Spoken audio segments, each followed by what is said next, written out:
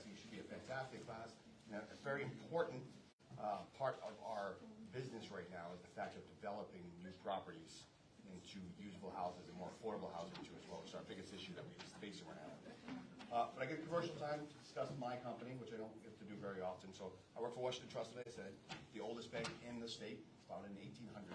First one to actually use monetary money, to actually print money directly to use in transactions. We have a full offering directly of financial products for lending. There is pretty much nothing we do not cover.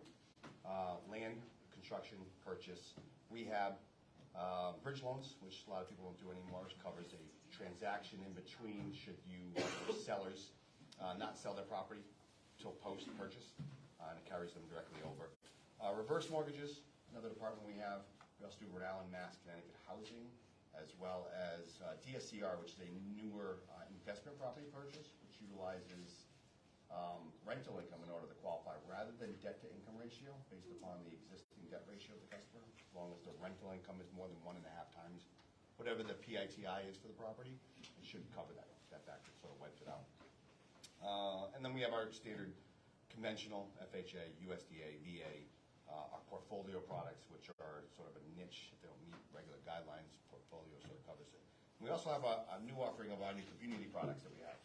We've always had the I Love Rhode Island program for the last 2 years, but we just opened up the new Buyer's Advantage and the New Home Opportunity Program. So they all have a different preset to them. I get this paperwork in front of all of you with basic guidelines directly for them, as we'll see we go through. But fundamentally, the two different things that factor into these three programs. So you have a low to moderate census tract, which means that certain parts of the state fall within that low to moderate census tract. Areas like Pawtucket, Central Falls, fall usually into that. Every town in Rhode Island actually has a part of that low to moderate census tract. There are some areas that don't. So this is more of the need for that affordable housing situation. Let's say Cranston, Weston Cranston housing doesn't have a lot in this low to moderate, but Easton Cranston does. So that's how it plays into it.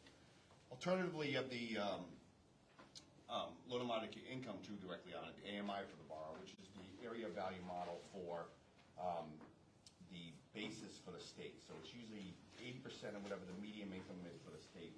Those programs are. Rhode Island Housing does a lot of those too as well, where they have to be within a certain percentage in order to get their grant programs. So it's a combination between the three, and one uses the census tract, and that's the new Buyer Advantage.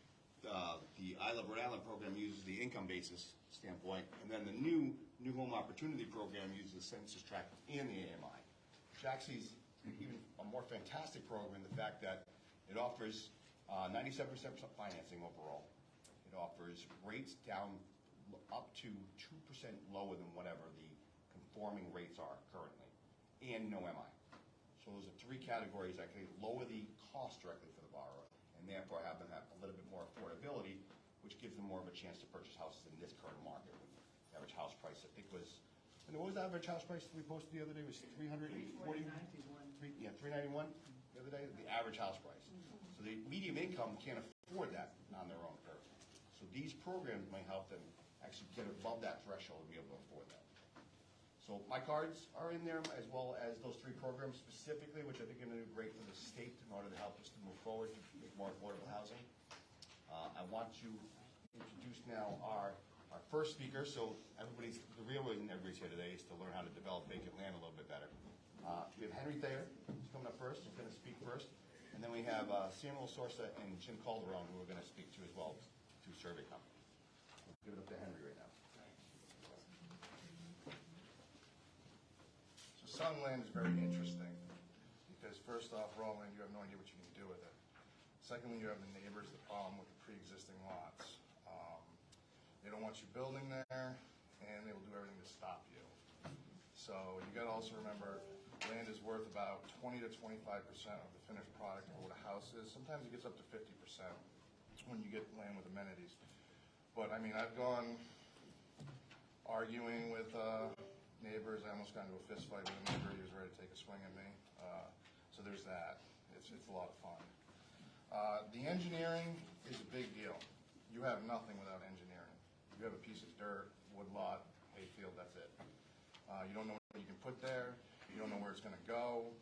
So there is that. Trying to get your sellers to do engineering is a big deal. The problem is a lot of them just can't pay for it, so they don't want to do it, which means your job has just become more difficult, and it's going to take a lot longer to sell. You can spend 6 months to a year. Some lots will sell immediately just because of where they're located. But usually, for buyers, you really want to go under contract subject to engineering. You do not want to have a guy buy a lot, and there's this, people think they're going to build a nice house, family home, and all of a sudden they wanted 3,000 square feet, but the footprint's only going to allow for 2,000. That's going to get some people angry at you. So the engineering is important. You can do subject to, and you call gentlemen like this over here, and they'll get everything squared away for you. And that process can take, probably 2 to 6 months, depending on it. I've actually worked on projects developing that took 2 years due to utilities. If you have to run utilities and it's a long run of utilities, that can take 6 to 9 months just getting plans through the electric company. So engineering is a big thing, especially with buyers. And when you're working with buyers, you really need to talk to them about how they're going to pay for the land. If they're not paying cash, you need to understand a bit of the financing, how much money they're actually going to have to put down to do this. Because you can buy land with just like a 25% down, 30% down, you're just buying the land, nothing, but then the combined land construction loan is probably where you're going to want to be at. And if they're going to do a combined land construction loan, you're going to want to have a builder. You're going to want to have somebody line up, you're going to want to have a set of house plans, because when you go to the bank, they're going to go, where's the house plans? What's it going to cost? So the other thing is I'm actually working with a couple builders that do, they do some kind of co-marketing. So they'll give you a package if you're listing raw land. This way you list it as a single family. They price out a whole house for you and give it to you. I'm working with a modular home company out of Newport that's going to do that, and there's Meridian Construction out of Providence that does that. Their builds start at like 800,000 to 900,000. So just to give you an idea. And you also have to look at land with easements. Now there's a difference between a right-of-way and an easement. An easement is granted to a party or a piece parcel of land. A right-of-way is more public. So you got to be careful when you're talking to somebody, oh, there's a right-of-way, when it's really an easement, because that right-of-way means anybody can probably walk on it. So you got to worry about that as well. And now the GIS map, that is a guide. Do not go by it at all. I have a house, a 4,000 square foot house going up where the GIS map says there's wetlands. When you deal with wetlands, you need to have them flagged by a biologist, plain and simple.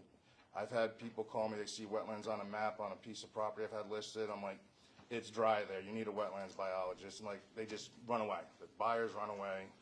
So that's why it's important, if you know there's wetlands on a lot, to get a wetlands biologist there, at least flag it. It's not expensive. It's less than $1,000 usually for a house lot, just to get it flagged so that they know where their setbacks are going to be for the wetlands, which have increased quite a bit, so that makes it even more difficult.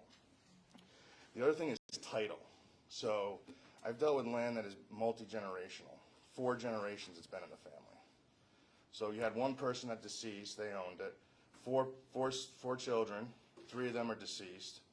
So then their children ended up with it. A few of those are deceased. So then the grandchildren, a few of them. So there's a whole map of people that now have to sign for the listing and sign a sales agreement. And those people could be spread out all over. So I've seen it as much as 7 or 8 people.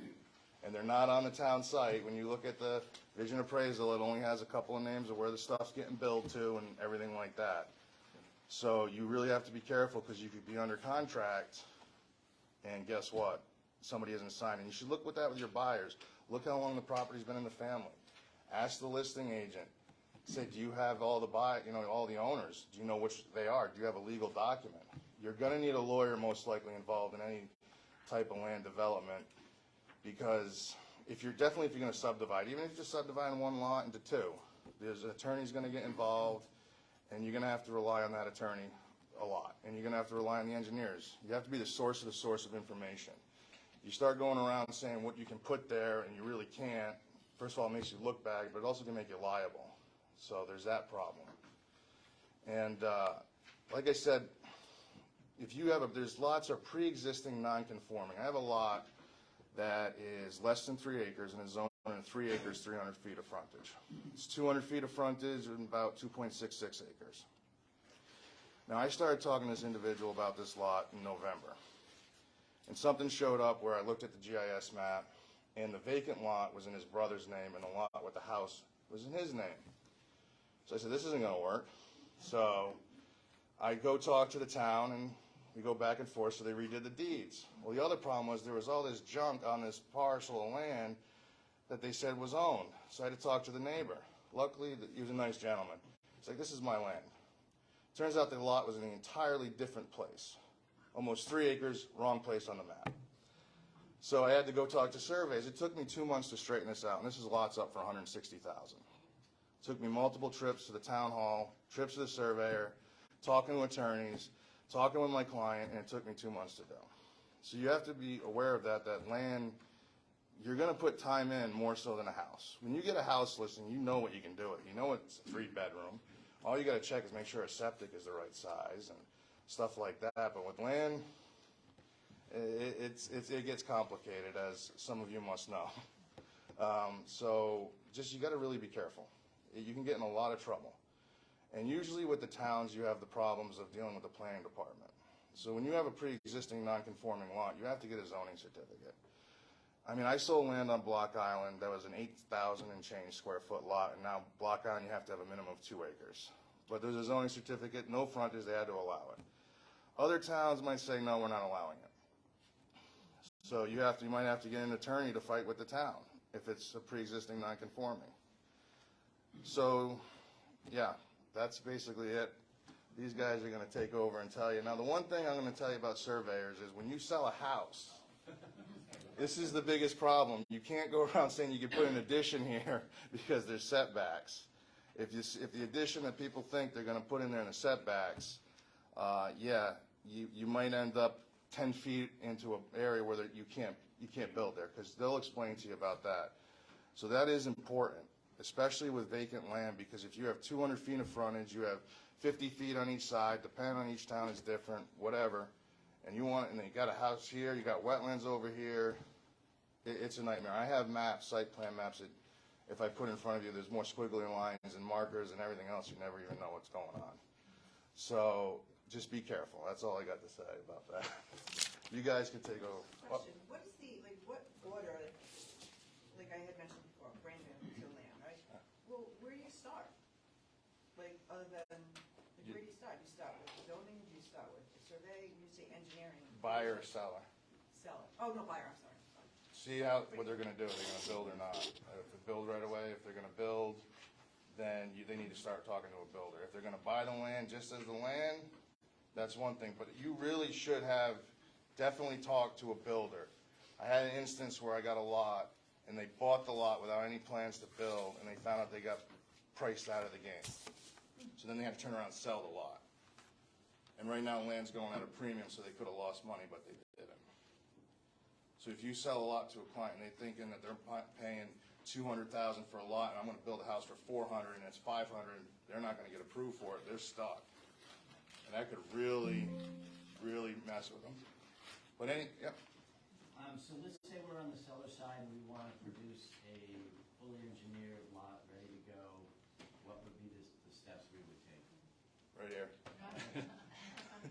Yeah, and hi, I'm Jim Caldarone, South County Survey Company. I'm the owner and professional land surveyor. Thanks for having us today. I think we'll go through some surveying basics, and then we can get into some questions. Probably the best way to go. Jim, you want to, everybody, we're going to be around for questions afterwards so we can get through this. We'll stick around.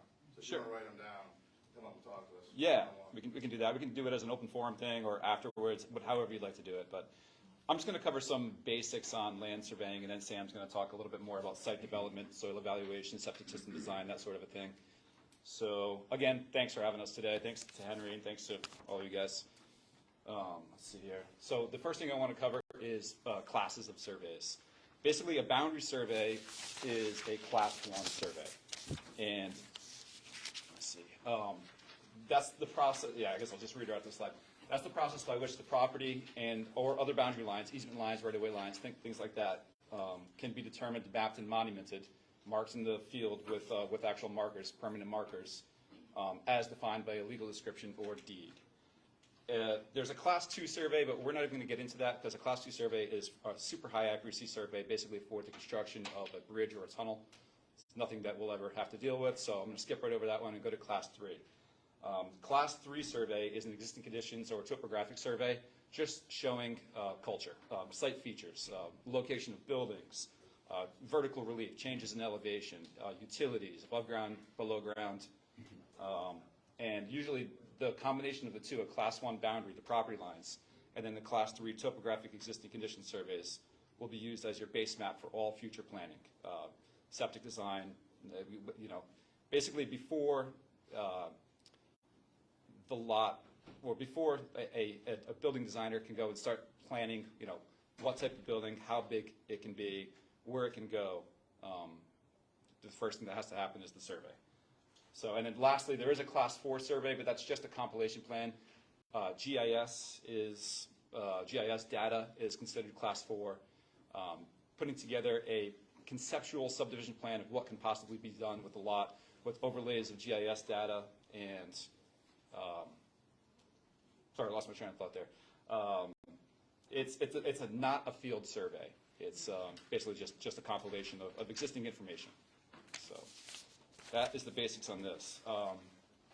Real quickly, I want to cover the different types of survey monuments. When we talk about monuments, they are permanent markers in the field. There are basically divided into two categories, natural and artificial. Most all monuments that you'll, actually I take that back because there is quite a few deeds that call for streams and rivers and things like that as monuments.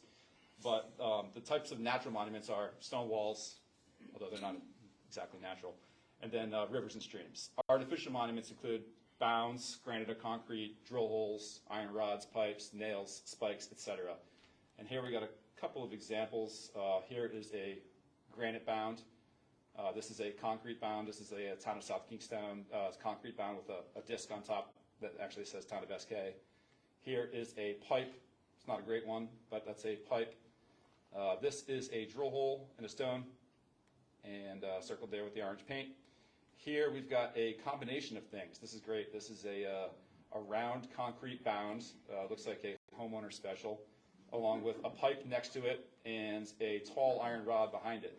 And the abutter to this piece of property, when we were out there doing our location, said all of these are the property corner. Not one of them, all of them. So lots of fun. And lastly here, this is what, when we're done with doing our job, setting a property corner, this is what you'll see. It's an iron rod. It's 30 inches long. It's marked with a cap on top with our name and license number on it. Driven into the ground, and usually a witness stake next to it with plenty of flagging and paint so it can be found. Any questions? Actually, no, let's hold off on questions, right? Yeah, it's probably the best thing to do. The next thing that I want to cover is zoning districts. Zoning regulations, zoning ordinances are essentially put in place to regulate what type of construction can occur in a specific geographic area, and then more specifically, how big a building can be. Basically it's broken into two categories, residential versus commercial. There are some mixed-use zones. But essentially what they're regulating is how big a building can be, where it can be placed on a lot, and what they're trying to essentially do is establish how dense a certain area can be. Areas that are in town you can have more of a building lot coverage, smaller lots, less frontage. More rural areas they want to preserve and keep rural, so you've got minimums like 3 acres, and actually it's 5 acre zoning in Coventry where same works.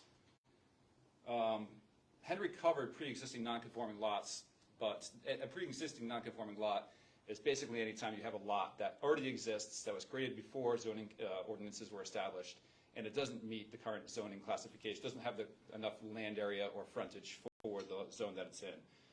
When that happens, you do get certain leniencies or reductions in the required setbacks.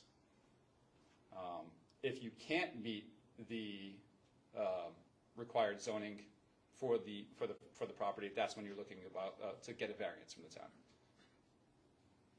And I think that's it for me right now. Oh, real quick here. Here's a recent survey plan that we performed. I basically just wanted to highlight, in this particular lot, there is 50-foot setbacks, front, rear, and side. So this is just to give you an idea of zoning setbacks, how they look. This is the property, this is the plan without the zoning setbacks on, and then here I've got the zoning setbacks kind of highlighted in red. So you can see the 50-foot setback from each property line, it basically establishes where you can and can't build. This particular property, the homeowners are looking to add an additional building and add on to the house that's there. So. Oh, that's right, there's another slide here. Lastly, subdivisions. Subdivisions are broken into 3 types in Rhode Island. There's administrative, which is not creating any new lots. Basically, it's rearranging of lot lines in between existing lots. It can be 2 or more existing lots, and just changing the size or shape of those lots without creating a new lot. If you're creating even 1 new lot, that's a minor subdivision. 1 to 5 new lots is considered minor, in most towns anyway. Block Island, 3 lots is considered major. And some other towns, if you're doing subdivisions with commercial property, automatically gets considered major as well. And major is just 5 or more new lots, and basically they are, I would say, they're the level of scrutiny that the town is going to look at it ratchets up with each level of subdivision. All right, and Sam. Yep. Sam, remember when we were talking about that subdivision you're doing in Coventry with the, 8 or 9 months? Oh yeah. You might want to share that. Yeah, I can talk a little bit about that. Situate, right? Yeah, Situate. Hey everyone, good afternoon. My name is Sam Suorsa with Coventry Survey. We're pretty much a small surveying company. We have about 8 people. We range from anything from Class 1 boundary surveys, just residential lot surveys, all the way up to big land development projects. So we kind of fluctuate between all these. Throughout the day, I'm pretty much managing all the projects. My day-to-day is basically kind of keeping the employees, the field crew, going on small lot surveys, and then people in the office, keeping them going with design projects. So I pretty much hit all the points every day of the surveying world and engineering world. So this is quick slides representing what's the difference between the town GIS system and what we do, a Class 1 boundary survey. So this is new. GIS is probably within the last 10 years. All the towns in Rhode Island have, generated a GIS system. I don't know if anybody's familiar with this, but you can basically look up any town in Rhode Island. There might be 1 or 2 that do not have GISs, but you can look up, basically view any property location. You can get the plat and lot information, the approximate area, the owners, and then you can view an aerial view of the parcel with boundary lines shown.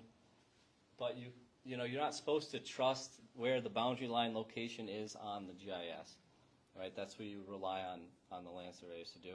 Because what they basically did was take the original tax maps, digitize them, take aerials throughout the area, and then warp the lines to basically say, okay, this is the best fit of this area, and then they'll generate that and put it up on their site. So that's kind of how they did it. They're not like actually going through the numbers and figuring out actual areas, stuff like that. So that's pretty much the fundamentals of this slide. So I'm going to talk about soil evaluations. This is like the first step of going into a building process, any type, commercial or residential. You need soil evals. One for if you're going to be doing any kind of drainage design, and then the other for septic. So I took a couple of these from the state website. If you type into Google, I usually do this, RIDEM OUTS program, that'll bring you to this main page. So this is Peter O'Rourke. I think he retired now, but he was the state inspector for septic systems. So he would inspect soil evaluations and then also inspect septic designs and their installation. So with soil evaluations, you have to have one fee in this is you have to have the excavator on site. It's usually about $600, half a day's work. So we dig this test pit. Peter's standing in the test pit. You dig it about 5 feet deep, and we read the soils. We look at the color, the texture, and you're looking at the color mostly for any kind of evidence of water table. So you'll see reductions and concentrations in the soil. So that's kind of what we look for to determine, okay, where is your septic system or where is your drainage system going to lie on the land? Is it going to be elevated? Is it going to be underground? So that's what we're looking for. Also, so for texture, is it really dense digging? If it's really dense digging, you're going to be looking at a larger septic system, so more expense for the owner. If it's really easy digging, like a sand pit, sometimes you have to have a bigger system as well, because now your wastewater is flowing through the soil so quick that they're saying, okay, it's generating, it's leaving the system so fast, it's not getting treated as much, so we want you to have a bigger septic system, right? So in that case, also you have, we'll talk about well setbacks, but you have a greater well setback. So your typical well setback is 100 feet between well and septic. In a case where you have soils that are very loose and they drain well, you're looking at 150 feet. I have a question. Yeah. What if you're gonna have sewers? Would you still require the same level of? Just for, if you have sewers, you're gonna look at drainage. So you do need test holes. They don't have to be state witness, but you still, usually the agencies will catch it and say, hey, do you have any test holes on the project? So. But the soil evaluation still has to get done the same. Right, it's the same form. I typically write on the top drainage only if it's for drainage. All right, so this is the test hole form. For the realtor looking at this, you mostly want to figure out, okay, what's the application number? This you can search on the state website. There's a way to search for the application number. It's on the next slide. Make sure it's the right address. So in this line, property location, I usually try to put the address of the parcel. If it's vacant land, it won't have an address, but and then also if it doesn't have an address, you're looking at the plat and lot. So that's the first thing you want to figure out is make sure I got the right plat and lot for the parcel. Sometimes these things can get flipped around, especially if it's like a subdivision and you got 10 lots, and which lot are you looking at? So that's pretty important. We have the date, what the weather was like that day. And the time of the soil eval. So the most important thing in this case for the realtor is your soil category. This tells you the rate of the perk rate of the soil, how big your system will be. So the smaller the number here, the better rate. So the smaller the system will be. The bigger if it's bigger. In this case, there's no bigger ones, but if you get towards 7 or 8 for the soil category, that's a pretty big system. It's dense soil. It's hard digging. What's the range of those categories? Is 1 to 10? Or? Yeah, it's 1 to 10. 10 is considered impervious. It means it's ledge. And one is sand. Yeah. 1 so category 1. This is when 1M. It's modified. That means the soil is so porous that they want a bigger system and they want a bigger setback between the well and the septic. And then these are big numbers here. You're looking at seasonal high water table. It's usually put in inches. So here we got 2 7-foot water tables. And this is important too. Basically, this is OG is basically original grade. So if you have fill, this number would have a caret on it, and it would mean that it's not original ground. So if you have 4 feet of fill on a site, well, that's pretty important because sometimes if you have to put a septic system in fill, you have to strip out that fill before you put your septic system in. So you're looking at a little bit more money to try to remove that fill and then bring in more gravel. So the different types of septic designs, there's 3 categories. Repair is your simplest. You have a failing septic system, or you want to sell the house and it has a cesspool, you're in the repair category. No construction can be done with the house. Most of the time with a repair, it's called a repair, but it's a new septic system. So you're getting a brand new tank, you're getting a brand new D-box and leach field. Alteration, this is when you're going to take a house, tear it down, or you're going to be adding at least one bedroom. So if you want to go to a 2 to 3 or 3 to 4, you're looking at an alteration. Sometimes you can keep the old septic system, but then you're adding some square footage onto the leach field, or you might have to upgrade the tank. And then new building construction, you're adding more than one bedroom, so you're going from like a 2 to a 4, or you have a vacant parcel of land. So I just show coming out of the house, pretty simple. Either it can drop down and go into the tank, or it can come off the side of the foundation. Typically looking like 1,000-gallon septic tank for a 3-bedroom house. Anything bigger than a 3-bedroom, you're going up to a 1,500-gallon tank. And then that goes out to a D box, a distribution box. And then from there, there's multiple outlets. There's usually about 6 outlets of the D box that you can go towards to your leach field lines. Different types of leach fields. I'm not going to get into it, but they're kind of coming up with new technologies. Every year there's something new. Before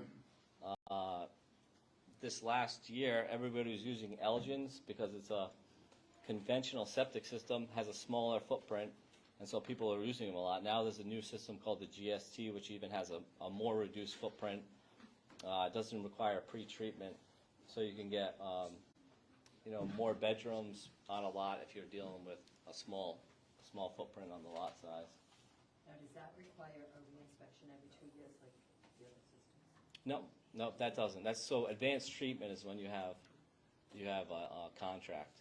Yeah. What was the name of the subsequent system after Elgin's? The new one's the GST. Yeah. Is that recommended for any particular type of property, or could it be any? A lot of the installers, like if you're doing a repair, a lot of the installers are going to that GST. They can design them because it's not advanced treatment, and then they're using them because it's less material, and it's so it's saving money for basically both parties. Is there a maximum on bedrooms for any system? I mean, it depends on, it goes on nitrogen loading if you're dealing with well water. It goes on how many, they typically go by 345 gallons per day per 20,000 square feet of land is your nitrogen loading. But you can get into, if you don't have wells, you can go bigger. Yeah. So this is basically, if you want to search the septic system, I usually type in RIDEM outs program to Google. It'll bring you to this page right here. Click this green button, you can search for your septic system. And they scanned all the old stuff, so you can look up anywhere between like 1970 to present on the online. If it's not online, you can request it from the state, and they'll send you an email with the conformance. So these are some setbacks that are on there, your typical ones. So 100 feet from your well to leach field, 75 feet from your well to your septic tank. Property line, you want to say 10 feet off your property line with the leach field or tank, septic tank. Deck to leach field, 5 feet. In-ground pool, 25 feet to leach field. Above ground, 10 feet. And this is, septic gets installed, it gets conformed. This is what you basically would want for the homeowner. It shows the septic system, it shows the leach field, it shows the tank, it shows the D box and the house. And then you're able to swing tie locations. All the swing tie measurements are listed here to each, from each house corner to each component. So that if you're doing any kind of excavation or additions to the house, you can figure out, okay, where's the septic system, so we don't dig the thing up and cause more harm. So that's pretty important for the future, and that can be searched for. If you search for the septic system, that will come up as well. And then a little bit about wetlands. There's new regs that came in to effect July 1st of 2022. It went years. I think they haven't updated the wetland regs in, I think, over 10 years. So this was a major change to the regulations. They spent, I think, multiple years generating the new changes. So they broke the state down into 3 regions. Basically, the Northwest, you're looking at Situate, Barterville, Foster, Coventry. It's rural areas. This has the most strict buffers on the wetlands. And then Central, you get some of Coventry. You're heading towards Warwick and East Greenwich. You look at that's Region 2, and then Northeast. Your city areas are Region 3. So buffers ranging from 25 feet to 200 feet depending on the region. So if you're in the city, you're looking more at that 25-foot buffer number for a typical wetland edge. If it's a major river, that does bump up a little bit. And then the 200 feet, that's your maximum for a full-blown river in Region 1. And I just kind of put a typical number. If you're in Region 1 and 2, a swamp, like a deciduous forest, forested wetland, would have like a 75-foot buffer on that from the wetland edge toward, away from there. It used to be 50 feet, so it kind of added up another 25 feet with the new regulations. And they do have a jurisdictional area too. So even if you're out of that 75 feet, you're trying to stay away from the 75-foot buffer number, they do have 200-foot jurisdictional area that they would like to review your project in. So you're looking at professional wetland scientists. There's multiple companies in Rhode Island that do this for determining where is the wetland, how big is the wetland, what type is the wetland. So you want all these numbers, and then that you look through the regulations. That tells you, okay, what type of buffer is assigned to this project. I think that's it for my part. If anybody has any questions, we have plenty of time to go through multiple questions. We own a number of properties in Chicago, in the city. What was that again? I said, we own a number of properties in Chicago, in the city. Okay. You are required, they are all specific lots. If you look at a map of Chicago, everything's in a grid. Yeah. Every lot is about the same size. Mhm.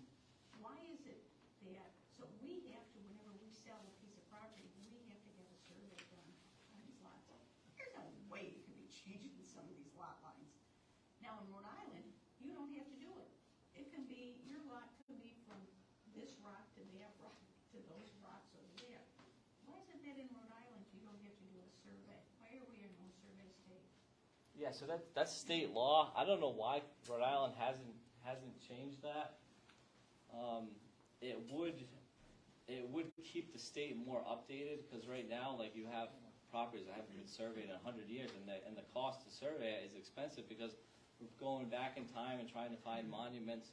But you go to a place like you say, Chicago or Florida, that gets surveyed every time it sells or something like that, and all the monuments are there, they're set. Basically, you're recovering them, so the cost for the survey is less expensive. But, yeah, I don't know why Rhode Island hasn't done that. If you had, say, like an insignificant alteration permit prior to the changes of July 2022, would they grandfather that in automatically? Because they're good for Yeah. 4 years. Yes. So we wouldn't have an issue? Yeah, that's correct. Yep. Yeah, anything that was approved before July 1st last year. Okay. Yep. And everybody was trying to get their applications in by that date, so they kind of got swamped. Yeah, there was a big rush. All these yeah, applications. I heard there was hundreds of applications on the table on June 30th of last year. Yeah. Yep. What behind? Good. Yep. If you have gotten the site evaluation done, Yeah. and the person who did it notes that there are no wetlands on it, do you still need to bring in a wetlands person if there's nothing? Oh, the soil evaluation? Yeah. No, I would say that would be like someone like Jim and I would tell you, hey, we're seeing wetlands, you should probably hire a biologist. Or Yeah. there's definitely no wetlands here. Yeah. You're Yeah. safe. And that's Yep. what they mark off, that Yeah. there's no wetlands. Right. If it's close and the town has any question, they're going to say, have a biologist out and prepare a letter that says that there are no wetlands. So it's really at the town's discretion, but for the most part, they rely on us to, Yeah. pick that up. Yeah, exactly. And like a subdivision, it's typically in the each checklist. Yeah, it's required. Saying that, hey, have a biologist, even though we know there's no wetlands, have a biologist write us a letter stating that they went out there, reviewed the property, and there are no wetlands. So on the 75-foot wetland setback, does that include driveways or just building site? Any kind of disturbance. Yeah, anything, any disturbance whatsoever. I will say with the new regulations, there are some leniencies within that 75 feet. If you have areas that are previously cleared and have been maintained as cleared areas for decades, and that can be proven from historical aerial imagery, you have more availability to do not building construction, but things like driveways and stuff in that area without having to necessarily get a permit. Yep. Sort of just piggyback on that, the wetlands, and maybe this is specific to a municipality, but are they allowing bridges any longer? You know, Yeah, wetland crossings are still allowed, but they are a lot of money, time and money in engineering and then construction. So. I have a question for you quickly. So when you were talking about the GIS map versus the boundary survey, are you familiar when we go into MLS and open up a property, we can zoom into the lot and it shows lot dimensions, which personally I've shown to a buyer, they hang their hat on it, and I say, no, don't go by those dimensions. So a survey would be a do-or-be-all tell-all. Yeah. That being said, if you come across differences when you do a boundary survey to a plat map, will the town change it or it's embodied? And that's it? Only if the survey is recorded with the town. That information then goes to the GIS company, and then they'll update there. But, I mean, that's probably months down the road or whenever they update their maps. I'll say we typically recommend that everybody record their survey, and I would say 98% of clients don't. One thing is, when you record a survey, it goes into the town, it goes to the GIS person into the town, and then they update the GIS map. So that keeps the GIS going. Periodically, they do. Yeah, so, and one thing about wetlands I will touch on is, I did a wetlands alteration. We disturbed 1,500 square feet of wetlands to do a crossing over a drainage ditch. And we had to create 3,000 square feet of wetlands, which requires special looms, special seed, plants. It was about $23,000, to give you an example. That's a cheap one. Well, that doesn't include engineering. Oh, okay. That's just the construction. So, Yeah. and I wanted to mention one thing, I'm sorry guys, but I forgot about this one. When you list land, and it's usually listed by 0. Don't forget to go to the map and put the pin where the lot is, because if you have five miles of road, it puts the pin right in the center of the road, and you'll never know where the lot is. You have to look. And when you're looking as a buyer, make sure that you tell people, because I had someone show up, they looked on Zillow, there was zeros, this, so many lots on that road because it was very long. Guys yelling at me, you don't know what you're talking about. I'm like, take a look at the plat and lot number because you're talking about 8 acres, I've got 40 acres, big difference. So you got to make sure you know about the plot numbers and lot numbers. That is very important because you could be looking at the wrong piece of land, especially a client on Zillow. So, sorry guys, I just want to let that one in there. Yeah, absolutely. Thank you. And then a question for you, quick, Jim. Sure. Any range of a cost for a Class 1 survey? Totally depends on a number of factors. The deed, the size of the property first and foremost. But then we look at the deed, whether or not it references any other plats and plans that were done, a long time ago. If it calls for monuments. So the short answer, no. There's no typical price. How about a time frame? Well, right now my company is 6 weeks out from starting new projects, and that's the best we've been in probably 3 years. Like shortest amount of time to get started on new projects in the last 3 years. If you have a day rate, you can say what your day rate is, right, for a crew? Yeah, our day rate for our field crew to be on site for a day is $1,600. I guess if you want to talk about a typical half-acre lot or smaller in a platted area, you're looking at a cost of about $2,200 for a Class 1 boundary survey and plan of that property. If you need to add topography, you're looking at anywhere between $700 and $900 on top of that. So, quickly $3,000 if you're going to be doing development, and that's for a half-acre platted. So that's a small lot. When you get to talk about lots that are 40 acres and larger, we're talking tens of thousands of dollars. Because, due diligence was ordinarily 45 to 90 days, and Yeah. probably not a good Right, time for right, that. yeah, I know, we run into that all the time. 6 months. Yep. Yeah. And, yeah, unfortunately, it is what it is. Well, that's probably one of the reasons we're not a survey state, because the real estate industry would just slow to a crawl. Yeah, that's a good point. So you said that amount for 40 acres, is that for half acre lot subdivision or? Oh, no, I mean, for the actual boundary survey of the entire 40 acres, yep, yep. Then Henry, what's your last name? I'm sorry if I It's missed it. there. Thayer? Yep. Okay. Carry a gun with you when you go out? No, I'm kidding. Close. Oh, no. Yeah, one guy thought was gonna shoot me, actually. He threatened contractors to do that. Go ahead. So impervious coverage, does gravel driveway count as impervious coverage on it? And when you're looking at the whole lot and what you're allowed to build? I'd say that goes by town. Yeah, by it's town. on a town-by-town basis, yeah. Gravel is not necessarily impervious, but some places will consider it impervious. Impervious. Yeah, they want it to be, in order for it to be considered pervious, they want it to be constructed a certain way, a loose gravel stone, 3 inches minimum depth, that sort of a thing, so. So they might have a requirement. in Yeah, it's municipality. certainly town by town. This might be a stretch in terms of, providing feedback, but when discussing with a client, a seller, for unimproved land and their thought process of, do I want to sell it unimproved, or do I want to invest the money to improve it?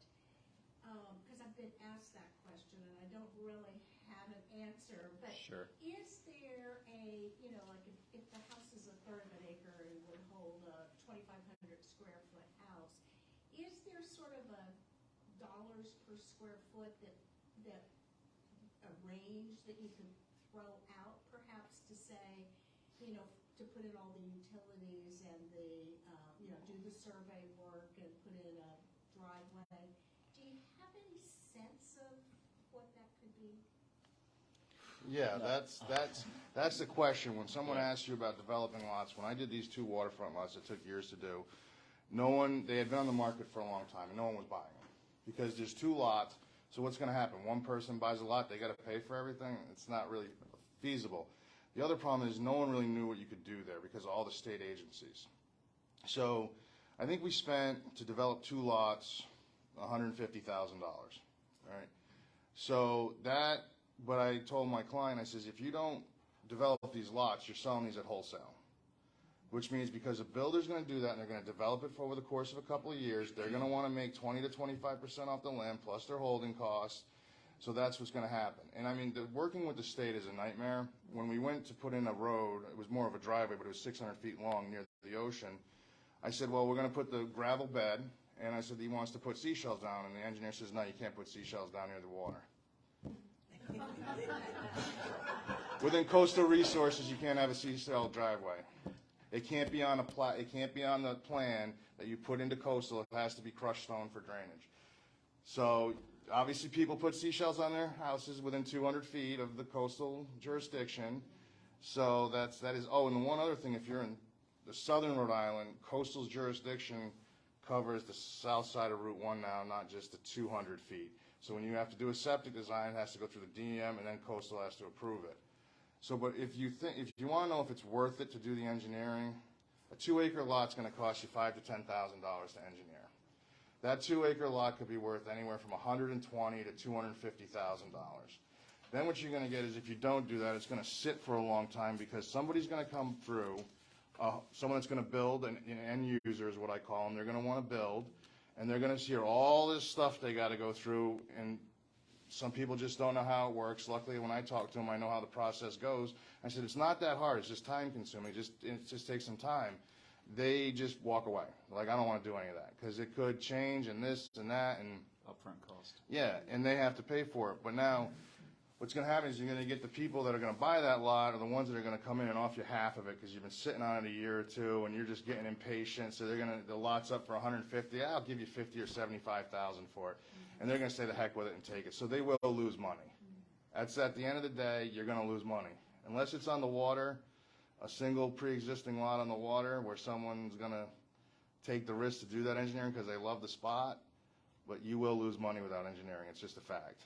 So do any of you offer consulting fees to, if there are clients I've done it. Sure. Yeah, Yeah, absolutely. Yep. yeah.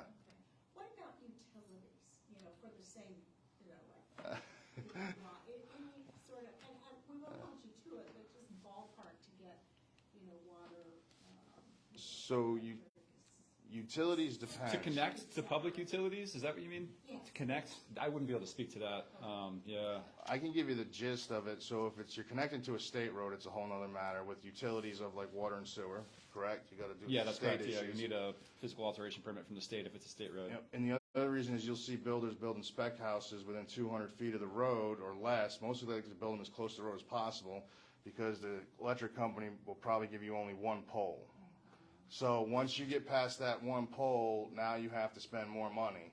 So to keep that house cost down, they'll build as close to the road as possible to keep that electric cheap. So I think the poles are $3,000 to $5,000 a piece.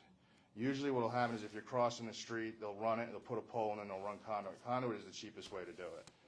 Yeah, and it's the most effective and efficient way because you don't have wires hanging around and worrying about trees falling on them. Right. So Yeah. they only giving one, they used to get 2 poles. They only give Last I heard was one. Yeah, I believe it's one as well. Yeah. And then with the new electric company, I don't think you're lucky to get anything. Yeah. So, That's why I'm asking. You're lucky to get the right size meter. yeah. Right. thank you, that was very helpful.